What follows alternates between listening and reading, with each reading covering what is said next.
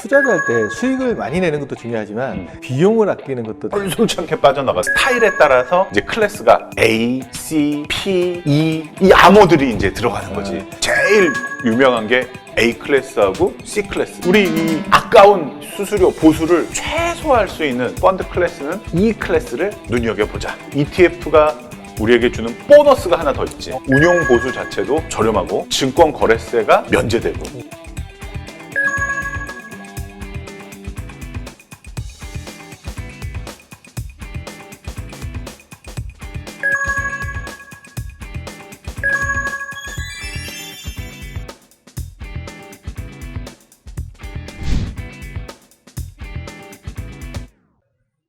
투자를 할 때 수익을 많이 내는 것도 중요하지만 근본적으로 비용을 아끼는 것도 되게 우리가 무시할 수는 없잖아. 아, 그럼 그게 솔솔치 않게 빠져나가더라고. 근데 사람들은 그거 별 관심이 없거든. 그래서 이번 시간에는 투자를 할 때 들어가는 기본적인, 특히 펀드 투자할 때 들어가는 기본적인 비용들. 부분들이 어떻게 다르고 어떻게 맡길 수 있는지 이런 거 한번 좀 알아봤으면 좋겠거든. 그래, 사실 없는 돈인데 그거라도 아껴야지. 그치, 기본은 내가 보면 아낄 수 있는 건 아끼고 그 다음에 수익을 더 내야 되는 거니까.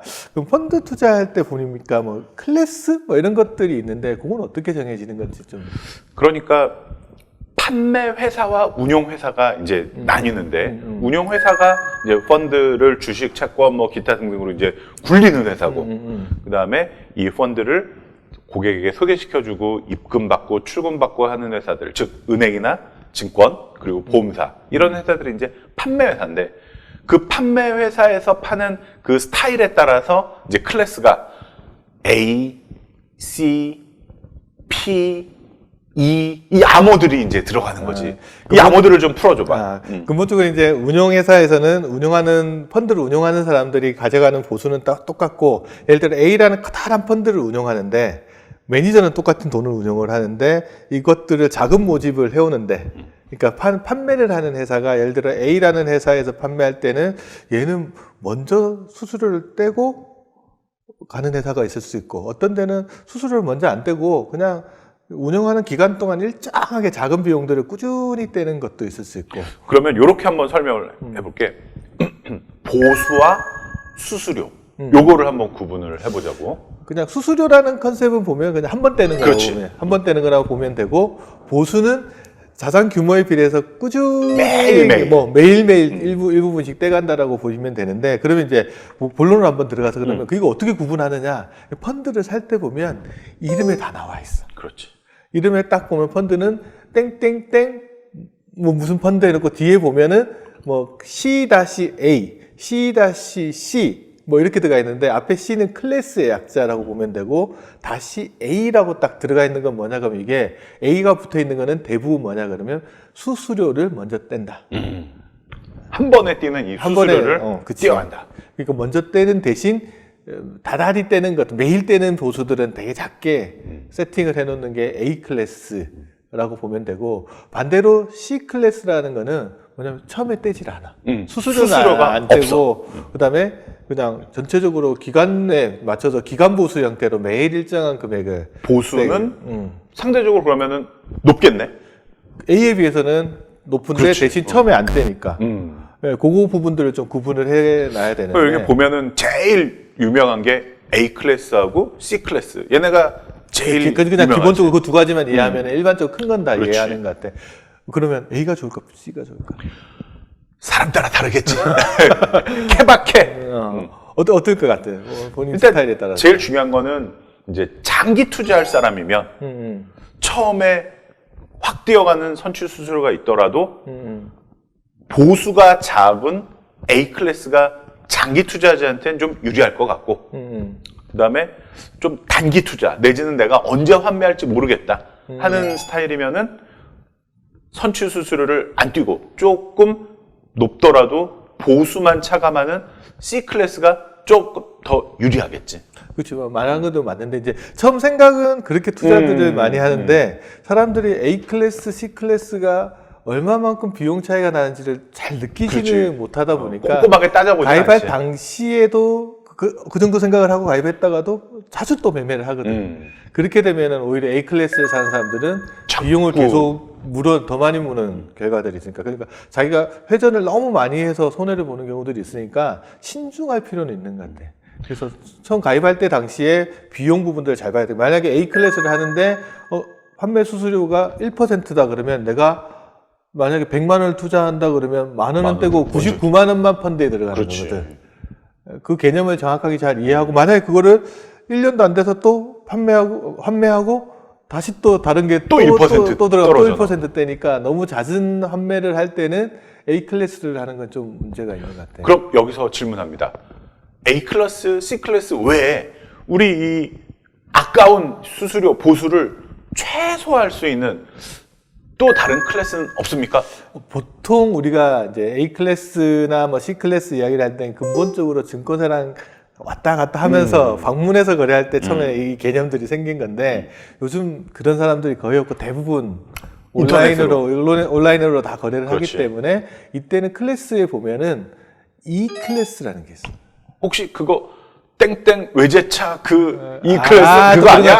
그런 수준 낮은 얘기하지 말고 이 클래스 말 그대로 이제 온라인에서 거래하는 클래스이기 때문에 사실상 다른 것보다 비용이 좀 더 저렴하게. 적다고. 내가 만약에 온라인으로 거래를 할 거다, 뭐 웹이나 앱에서 거래를 할 거다라고 하면 이 클래스를 찾아서 거래를 하면 그러면 상대적으로 더 똑같은 펀드라도 훨씬 저렴한 수수료를 부담하면서 그렇지. 보수를 매니저가 부담하면서 운영은 하나로 어차피 해. 하나니까. 하나로 하는데 이 격가지만 이렇게 떨어져 나오는 게 클래스니까. 그러니까 마치 이런 거네.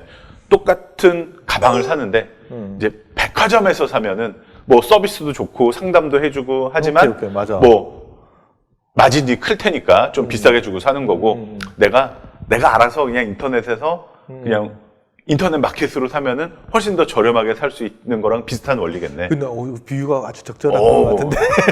그리고 이제 클래스를 보면 A 클래스, 뭐 C 클래스, E 클래스도 있는데 직장 다니는 사람들 입장이나 연금 투자하는 사람들 입장에서 좀 신경 써야 될 게 있어. 이 연금이라는 자산은 노후에 쓸 자산이잖아. 그렇지. 근데 이거 운영하는데 수수료 너무 많이 받으면 안 되잖아. 맞아. 그게 몇십 년 될 텐데. 그래서 연금을 투자하는 사람들, 연금을 이제 펀드 형태로 투자하는 사람은 클래스를 이렇게 보면 P라는 클래스가 붙어 있는 게 있어. 아, 그럼 혹시 그 P는 펜션의 약자인가? 맞아.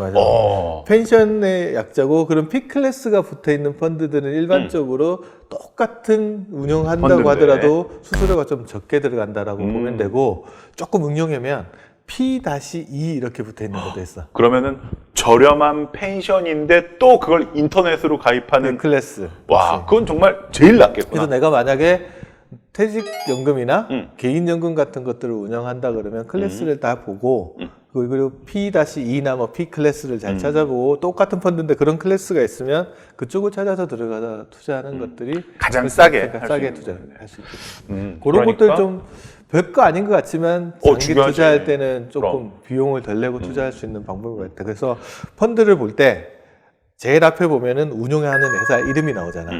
땡땡땡 운용사 이름이 그렇지. 나오고 그다음에 보통은 그다음에 투자 지역이나 투자 방법이 목적. 나와. 그다음에 투자 대상 주식이냐 채권이냐 뭐 이런 게 이름이 나오고 마지막에 붙어 있는 게 클래스 명칭이 나와 있으니까 펀드 이름만 자세히 쳐다보고 투자를 하더라도 나한테 맞는. 정보가 상당히 많이 그렇지, 들어 그렇지. 있으니까 그것들 좀 꼼꼼하게 좀 챙겨봤으면 좋겠다라는 생각이 그래서 들어. 펀드 클래스는 E 클래스를 눈여겨보자. 그렇지. 한마디로 딱 정리가 되네. 그리고 또 이제 똑같은 펀드인데 지금 우리가 이제 판매 수수료나 판매 보수에 대한 얘기를 했는데 그 운용 보수도 좀 절약할 수 있는 방법은 없을까?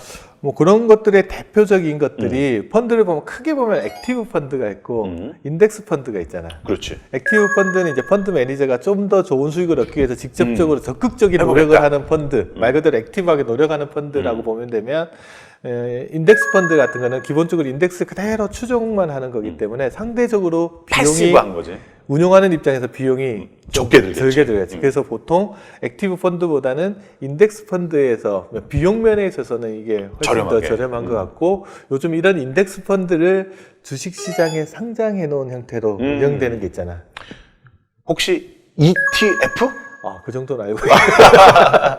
그러니까 그 ETF 형태로 운영되는 거, 또 요즘 ETF가 단순하게 지수를 추종하는 펀드만 있는 게 아니고 약간 액티브하면서 ETF 형태를 다 유지하고 있는 것들이 있어서 그런 곳을 찾아서 좀 투자를 하게 되면 운용 보수도 조금 더 낮춰가며 투자를 할 수 있을 것 같아요. 그리고 ETF가 우리에게 주는 보너스가 하나 더 있지. 어떤 거지? 바로 증권거래세가 면제된다는 거야. 일반적으로 뭐 주식 거래할 때 매매할 때 내는 증권거래세 그렇지. 말하는 거지. 우리가 아무리 싼 거래 수수료를 물면서 거래를 한다고 해도 이 국가에 납부해야 되는 이 증권거래세는 매매 가액 자체의 0.25%를 매번 팔 때마다 내야 되거든. 그렇지. ETF 자체가 주식시장에 상장되어 있고 거래하다 보니까 주식처럼 거래하다 보니까 일반 주식은 거래할 때 증권거래세를 내는데 그렇지. ETF를 거래할 때 이거 내면 솔직히 ETF 안에 또 주식이 들어가 있긴 하잖아.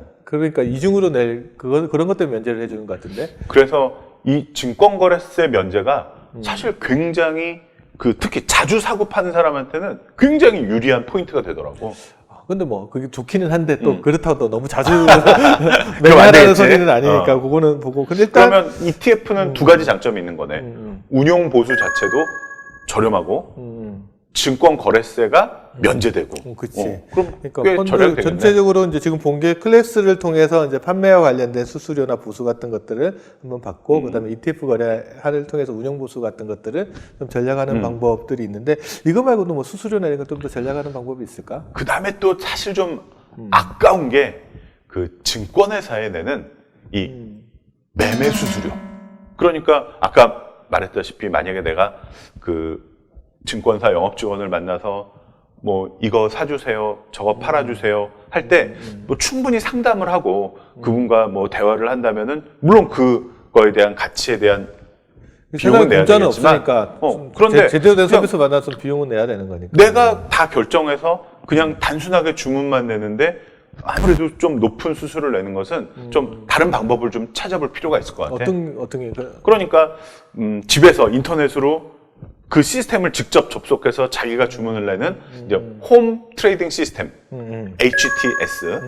그건 뭐 또- 주식 거래 하시면 다 아시는. 그렇지. 그리고 핸드폰으로 요새 그거 MTS라고 하더라고. 그렇지. 앞에 모바일 모바일.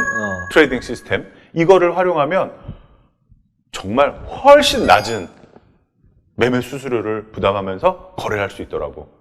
나 같은 경우에도 이제 MTS를 많이 이용해가지고 이제 ETF 같은 것들을 거래해보거나 이렇게 하는데 장점도 있고 단점도 있는 것 같아. 비용도 그렇지. 싸고 좋은 것도 있는데 외로운 것도 있고 뭐냐면 너무 자주 보게 돼. 그래서 일하는 시간도 좀 뺏기는 것 같고 거래를 자주 보게 되니까 자꾸 또 거래하고 싶은 생각이 들어서 하지 이렇게 되면 않아도 될 매매를 그치. 자꾸 하게 되는. 괜히 뭐 별일도 없는데 자꾸 지나가면서 올랐나 떨어졌나 이렇게 보다 보니까 시간을 뺏기는 부분은 조금 있는 것 같은데. 근데 우리를 사실 굉장히 유혹하는 게 있어. 요새 뭐 증권회사들의 프로모션을 보면 신규 고객에 평생 수수료 면제 막 이런 프로모션이 있는데 굉장히 매력적이더라고. 일단 평생 그러면 면제래. 그런 거를 이용하는 거는 나는 베스트. 자기 하여튼 비용을 아껴주는 건 있는 부분이니까 이용하는 건 되게 좋은데 그렇다고 하더라도 자주 손에 끼고 있는 거다 보니까 이게 자기 시간을 너무 많이 잡아먹는 부분들은 있고 또 너무 잦은 거래하다 보면 이게 결국 막 부안해동해서 거래하는 문제들도 생길 수 있으니까 이거는 투자하는 입장에서는 좀 주의해야 될 부분 같아요. 그래서 그것들은 조금 주의하면서 비용을 아끼는 것들은 좀 적극적으로 활용하는 게 어떨까 이런 생각이 자, 들어요. 그럼 우리 이 3040의 짠돌이 투자를 위한 3가지 방안 한번 살펴봤는데 첫 번째는 클래스를 확인하자. 그러니까 펀드 가입할 때 이름에서 클래스를 딱 보고 클래스만 보는 게 아니고 클래스에 조금 더 들어가서 수수료 항목을 좀 꼼꼼하게 좀 비교해 볼 필요가 있는 비교해 볼 거지. 필요가 있다. 근데 추천하는 거는 E 클래스 뭐 이런 것들 추천하고. 뭐 연금하시는 분은 P 클래스 같은 거 보고. 그다음에 두 번째는 ETF. 상장 지수 펀드라고 하는 ETF는 운용 보수가 낮고 증권 거래세가 면제된다. 요즘은 또 상당히 다양한 형태의 ETF들이 나오기 정말 때문에 다양하더라고. 본인들이 원하는 투자 스타일의 ETF나 테마 ETF를 딱 잘 골라서 투자하면 액티브 펀드 투자하는 거랑 또 유사한 효과도 낼 수 있는 것 같아 보면. 그리고 마지막으로 세 번째는 증권회사에다가 내는 수수료는 뭐 HTS나 MTS를 활용해서 좀 낮추되 너무 자주 들여다보지는 말자. 수익을 잘 내, 비용을 아끼더라도 정상적으로 수익을 잘 내야 되는데 너무 잦은 거래는 또 수익을 갉아먹을 수 있으니까 그런 부분 좀 주의하자. 어쨌든 우리 3040의 짠돌이 투자를 위해서 오늘 아주 좋은 조언을 해준 것 같아서 뿌듯하네. 아낄 수 있는 비용은 아낍시다.